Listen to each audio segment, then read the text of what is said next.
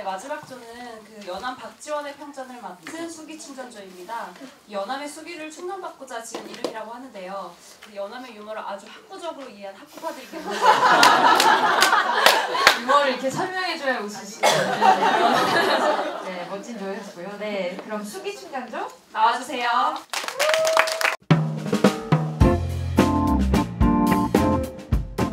안녕하세요. 저희는 1년 동안 연암을 읽은 수기 충전조고요. 저희는 장자스쿨의 강주현 선생님, 그리고 박은영 선생님, 천공스쿨의 호정, 그리고 저 이은하 이렇게 4명이서 1년 동안 같이 공부를 했습니다. 저희가 이번 청담 크로스에서 만난 분은 18세기 조선 지성사에서 빼놓을 수 없는 사람이라고 하는 연암 박지원이었습니다. 이제 그분은 노론벽파라는 당시 집권 세력이었던 그 명문가에서 태어났고 또 어렸을 때부터 굉장히 문장이 뛰어나기로 유명했다고 해요. 이렇게 공부도 잘했고 집안도 좋았던 연암에게는 인생의 길이 명확하게 주어져 있었습니다. 당시 조선의 사대부라면 누구나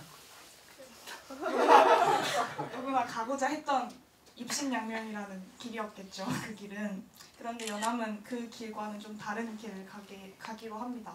젊은 시절에는 이제 과거 시험을 보러 가서 시험지에 일부러 그림을 그리고 나오기도 하고 나중에 나이가 들어서 경제적 이유로 벼슬을 하게 됐는데도 절대 승진은 하지 않으려고 했어요. 대신 그는 친구들과 어울려서 공부하고 글 쓰고 놀고 이런 삶을 더 좋아했어요.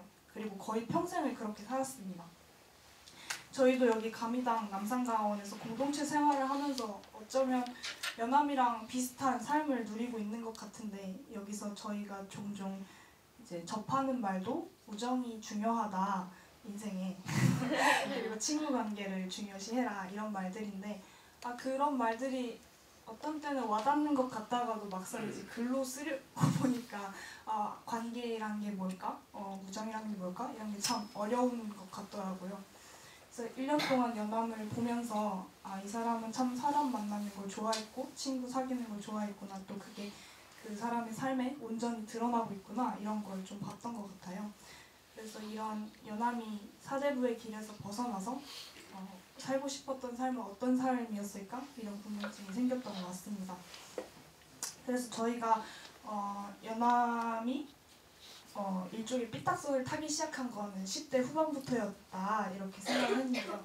그때 연암은 밥도 잘 못 먹고 잠도 잘 못 잘 정도로 이제 우울증에 걸려요. 한참 때에 웬 우울증이 걸렸을까 저희가 추측을 해보았을 때 연암이 21살 때 양반전이라는 소설을 씁니다. 그 소설에는 이제 연암이 양반을 어떻게 보고 있는지 그런 양반이라는 지위에 갇혀 사는 사람들을 어떻게 보고 있는지가 잘 드러나는데 거기서 이제 양반으로 나온 사람들이 양반이라는 지위를 가지고 사람들을 이렇게 막 부리고 떵떵거리면서 사는 그런 사람들을 보고 입신양명이라는 길에 대해서 의심을 하게 되지 않았나 그리고 그런 길을 가고 있는 자신을 스스로에게 떳떳하지 못한 그런 길을 가고 있는 걸 이제 답답하게 생각하면서 우울증에 걸리지 않았나 이런 생각을 했습니다. 어쨌든 그는 이제 어렸을 때부터 10대 때부터 굉장히 자기가 어떻게 살고 싶은지에 대해서 고민하기 시작했던 것 같아요. 그리고 그런 고민을 안고 그는 어떻게 10대를 보냈을까?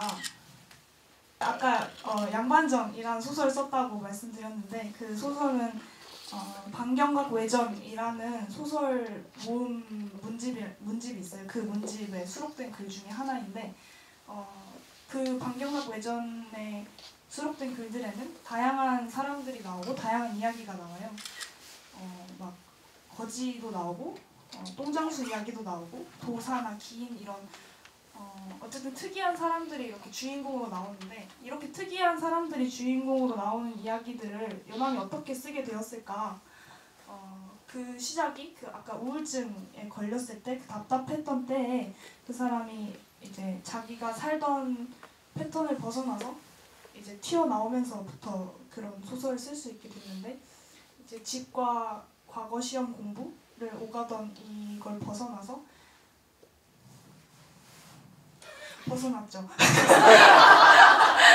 벗어나서 이제 거리로 나오면서 이 사람 저 사람 이제 말도 걸어보고 이야기도 듣고 하면서 하게 돼요. 그렇게 했던 것들이 이제 연암의 우울증이 실제로 효과가 있었다고 해요. 이제 아까 방정각 예전에 말씀드렸는데 그 중에 또 다른 글 중에 하나가 민홍전인데 그 민홍전에 이런 표현이 나옵니다. 창문을 들어 올리니까 바람이 솔솔 들어오면서 마음이 조금씩 후련해졌다. 그러니까 만나지 않던 사람들을 만나보고 또 들어보지 않던 이야기를 듣고 또 바깥 공기를 쐬는 것만으로도 이제 연암의 병이 점점 나아졌던 건데 연암이 이전에 이런 삶을 상상하지 않았겠지만 이렇게 살아보니까 자기가 원래 가야 했던 길보다 이 삶이 자기를 더 편안하게 해주는구나 이런 생각을 했던 것 같고 또 그렇게 이제 사람들을 만나고 그런 이야기들을 글로 써내는 작업을 하면서 이 글이 완성됐을 때쯤에는 우울증을 다 털어버렸고 또 자기가 살고 싶었던 삶이 뭔지 좀 더 명확하게 되지 않았을까 생각해보았습니다. 연암은 25살 때 이제 과거 시험을 보러 가서 시험지에 멋들어진 나무 하나를 쫙 그려놓고 나오는데요. 뭐 그러다가 이제 거기에서 홍대용이라는 그 유명한 절친으로 남게 되는 그 홍대용을 만나게 됩니다. 이제 홍대용부터 시작해서 뭐 이덕무, 이서구, 유원호, 박재가 뭐 이런 사람들을 다 그때부터 만나기 시작하는데요. 그러면서 이제 32살 때부터는 본격적으로 그 백탑 근처로 이사를 해서 친구들이랑 함께 모여 살아요. 10대를 이제 그렇게 보내고 나서 이제 20대, 30대에는 이제 자기가 살고 싶은 대로 이제 살게 되었다고 느껴졌는데요. 그거를 보면서 되게 신기했어요. 어떻게 이런 삶을 생각할 수 있었을까? 저희도 여기서 같이 공부를 하면서 여기에서 뭐 이제 듣는 말이 뭐 다른 사람들한테 관심을 좀 가져라 라거나 뭐 그런 공감하는 걸 좀 키워봐라 이런 말을 많이 듣는데 근데 연암은 삶 자체가 되게 다른 사람한테 그냥 열려 있는 것 같은 거예요. 그래서 근데 저도 여기서 이제 공부를 하면서 그렇게 열린 마음 이런 거를 가져보려고 이렇게 하는데 계속 이게 습관적으로 또 저만 생각하는 식으로 되게 쉽게 돌아가게 되더라고요. 뭐 제 감정에만 너무 빠진다거나 뭐 제가 보고 싶은 것만 보고 듣고 싶은 것만 듣는다거나 이런 식으로 이렇게 돼서 그래서 그 연암한테 그 1년 동안 연암을 배우면서 연암한테 눈길이 되게 많이 갔었던 것 같습니다. 제가 왔다 갔다 하면서 외워가지고 조금 왔다 갔다 할 수가 있는데 네, 연암이 이제 10대 때 자신이 어떻게 살고 싶은지를 물었고 그 답으로 이제 거리에서의 삶을 원했던 것 같습니다. 그 거리에서의 삶이라고 하면 좀 추상적이게 들리는데 연암이 그 40대에 열하로 떠나는 모습을 보면 그게 잘 드러납니다. 이제 30대 때 그 연암이 친구들이랑 막 뭐 청나라 얘기도 하고 뭐 그 새로 들어온 그 학문 얘기도 하고 뭐 이렇게 막 보내다가 이제 연암이 그때 청나라에 여행 다녀온 친구들을 참 부러워했었어요. 근데 이제 드디어 연암에게도 40대 열하로 떠날 수 있는 기회가 생기게 되었습니다. 그래서 이제 연암이 열하로 떠났어요. 그래서 떠나서 이제 거기서 어떻게 지냈나 하고 봤더니 그 되게 막 온갖 것에 관심을 많이 가지세요. 뭐 사람이건 물건이건 할 것 없이 이것저것을 만나고 글로 쓰고 이렇게 하면서 보내셨는데 저희는 이번에 저희가 재밌게 봤던 부분은 거기서 이제 연암이 그 청나라 지식인들과 되게 재밌게 노는 부분이었습니다. 이제 연암이 그 열하에서 딱 6일 머물렀거든요. 근데 거기에서 그 처음 만난 청나라 사람들이랑 6일 내내 엄청 재밌게 노시는 거예요. 뭐 막 부어라 마셔라 뭐 이렇게 엄청 재밌게 노셔가지고 이게 어느 정도였냐면은 그 이제 연암이 그 이 당시 청나라 지식인들이랑 말은 안 통하니까 그 필담으로 얘기를 나눠요. 그래서 근데 이게 되게 놀라운 게 그 필담으로 얘기하는데 해가 저무는 줄 모를 정도로 노는 거예요. 얘기하다가 이제 밤이 돼서 그 이제 나이 많으신 분들이 옆에서 꾸벅꾸벅 이렇게 졸고 있기도 하고요. 그럴 거면은 이제 그냥 이렇게 주무시지 왜 그렇게까지 앉아 계셔서 그렇게 그 정도로 이렇게 재밌었을까 이런 생각을 이제 했었는데요. 한 번은 또 이런 일화가 있어요. 이분들이 이제 막 웃긴 얘기도 주고 받으셨지만 뭐 학문적인 얘기도 주고 받으셨더라고요. 그래서 그 왕민호라는 사람이 그 연암에게 기하학에 대해서 묻다가 이제 밥때가 돼서 밥상이 들어와요. 그래서 막 맛있는 반찬이 이것저것 많이 나왔어요. 근데 거기 상에 놓인 숟가락이 연암이 보기에 되게 희한하게 생긴 거예요. 그게 우리가 이걸 뭐 글을 쓰려고 가져온 건 아니고 그림을 그리려고 가져왔는데요. 일본 숟가락처럼 생긴 건데 이렇게 동그란 부분이 움푹 패였고 그 길쭉한 부분이 되게 짧은 요런 숟가락 아시죠? 네. 요런 숟가락으로 이제 밥을 먹으면 이제 이게 되게 깊이가 깊어서 여기는 밥알이 입에 잘 안 들어가거든요. 근데 이제 연암이 이걸로 식사를 하시다가 너무 답답하셨나봐요. 그래서 이런 멘트를 하나 날리세요. 빨리 월나라 왕을 불러오시오.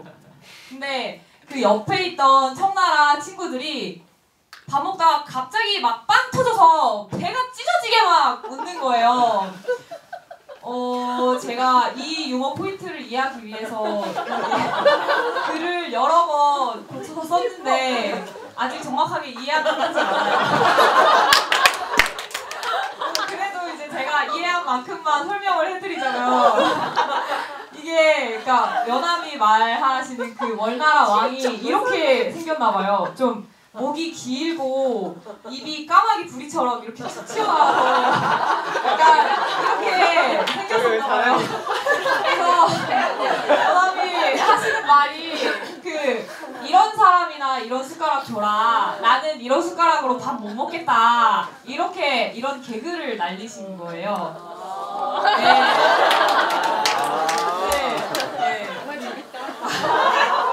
이런 개그는 이제 저희랑 상당한 시대 차이가 나서 이해가 잘 안 되는데 어쨌든 그 연암은 이제 열하에서 이런 사람들이랑 허물없이 되게 재밌게 놀아요. 연암이 이제 열하일기에 이런 거를 되게 많이 고스란히 담아 놓으셨는데 이거를 보면서 저희는 이런 생각을 했어요. 아, 이분은 참 다른 사람들한테 관심이 많았구나.